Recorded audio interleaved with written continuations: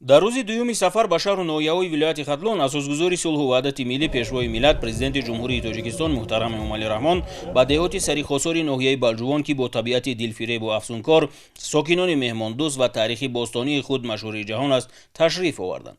роҳбарияти ноҳия ва сокинони шукргузор пешвои муаззами миллатро бо шаҳомати махсус истиқбол гирифтанд.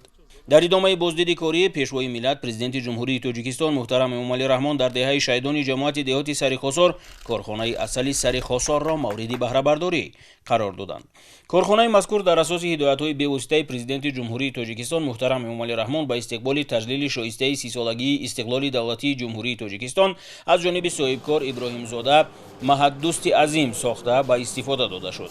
дар даромадгоҳи корхона роҳбарияти ширкати хонаи асали шаҳри Москваи Федератсияи Россия ба роҳбари давлати тоҷикистон муҳтарам эмомалӣ раҳмон моҳияти шартномаи ҳамкории худро бо корхонаи асали сарихосор тариқи маҷозӣ рӯнамоӣ карданд. тибқи баҳогузории коршиносони Россияву Туркия, асали минтақаи сарихосори ноҳияи балҷувон бо сифат ва бозоргузар мебошад.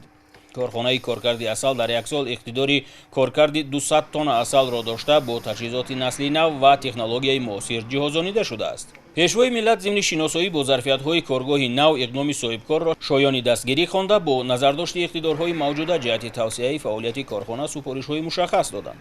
зикр гардид ки соҳаи занбурпарварӣ дар ҷумҳурии тоҷикистон яке аз бахшҳои камхарҷ ва сердаромад ба ҳисоб меравад, зеро 93% масоҳати ҷумҳуриро кӯҳҳо ташкил дода захираҳои мавҷудаи растаниҳои шаҳддиҳанда имконият медиҳад ки шумораи оилаҳои занбур ва истеҳсоли асал зиёд карда шавад.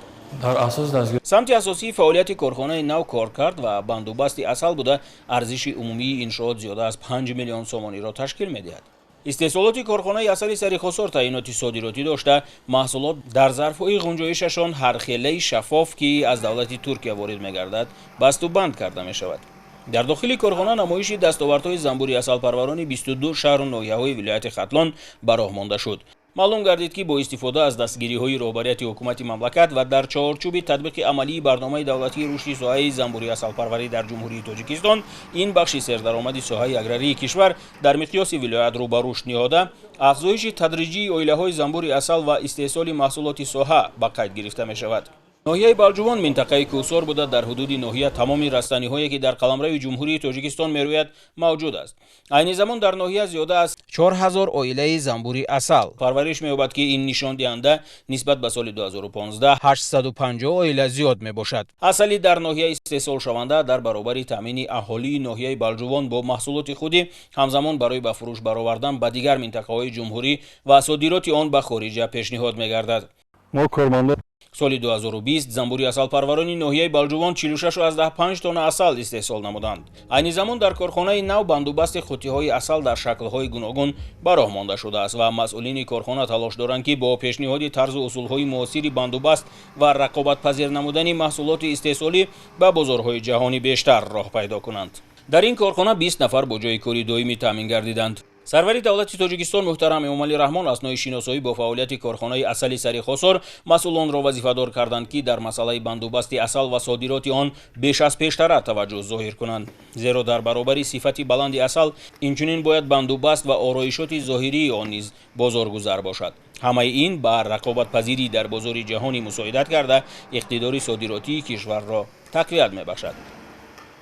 дар саҳни корхонаи нави коркарди асал инчунин намоиши маҳсулоти кишоварзиву саноатии корхонаҳои вилоят ташкил карда шуд.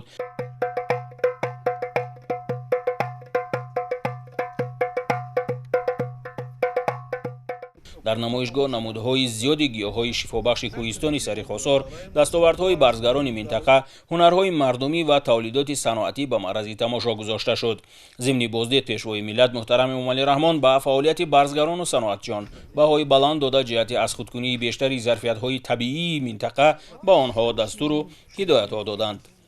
ба хотири мақсаднок истифода кардани замини атрофи корхона соҳибкор дар масоҳати 65-101 замин боғи интенсивӣ бунёд кардааст. дар ин қитъаи навташкил зиёда аз 500 бехниҳоли себ шинонида шудааст ки нашӯнамои хуб доранд. машғулияти аксарияти сокинони ноҳияи балҷувон ба соҳаҳои кишоварзӣ вобаста буда ғаллакорӣ, чорводорӣ ва боғдорӣ дар ин минтақа инкишоф ёфтааст. пас аз қабули барномаи давлатии рушди соҳаи занбури асалпарварӣ, ин бахш дар ноҳия рӯ ба рушд овард. парвариши занбури асал дар Балҷувон бахусус дар деҳоти Сари Хосор ривоҷ ёфта истодааст, чунки табиати ин гӯшаи диёр барои парвариши занбури асал мувофиқ мебошад.